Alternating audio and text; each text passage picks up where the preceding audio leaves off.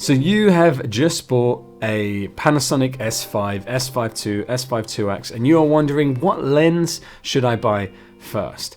Well, I recommend that you buy the Sigma 18 to 50mm lens, and let me explain why. So I don't actually own this lens. I own the Panasonic 28 to 70mm as my main run and gun lens, which I would naturally recommend that you get first, right? This lens will cost you anything between 600 to 700 pounds. Now, the thing is that for many of you, when you first start off, especially if you're doing social media content, you're gonna be wanting to film at 50 frames a second. This means that you can slow the footage down in post, and then if you only caught a shot for maybe 3 seconds, you now have that shot for 6 seconds. And it also gets rid of any bumps, and it can make shots look a little bit more man, I'm forgetting the word. Cinegraphic? Why am I forgetting? Well, it's probably a good job I can't remember what this word is because it's overused. Cinematic. It makes the shot look more cinematic. And then you just film your main interview at 25 frames a second. That will go underneath the B-roll.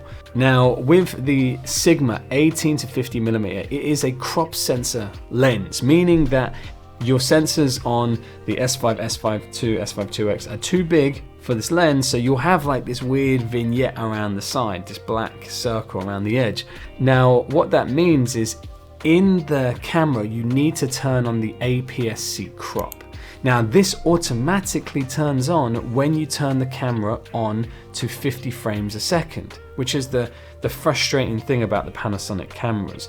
But if you have the 18 to 50mm Sigma lens, that doesn't matter anymore. That turns your 18 to 50mm lens into a 26mm to 70mm to 75mm lens.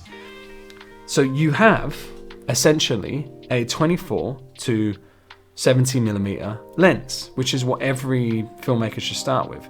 But you just have to only use that lens in the APS-C mode, which if you're going to be shooting B-roll, you're going to be shooting B-roll in 50 frames a second, and the lens is half the price of the 24 to 70. So it's such a good lens to start with. Not only that, it is so small, it is so light, you can easily put it onto a gimbal and have no stress. So that's what I'd recommend. You know, on the used market, it's £350. It's a really good lens, I think, to have in your kit. Check out other reviews about it, but just from someone who uses these lenses, and if you're wondering what I think you could start off with, which means you will have the 24 to 70. If anyone's thinking, oh, I want a 24 to 70, but I don't want to spend £600 on a lens, well, you know what? If you're going to be filming in slow motion anyway, then just get the 18 to 50.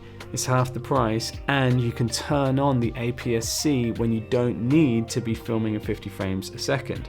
You can just turn it on even when you turn it to 25 frames a second. So you can do your interviews with the same lens. No problem. The images might not be as sharp because you're not using the whole sensor. So that is a potential issue with this.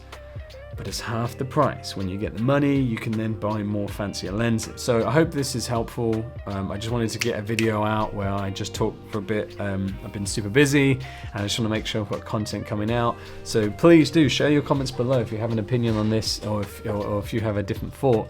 I'd love to hear it. Yes, I will see you guys in the next one, and bye.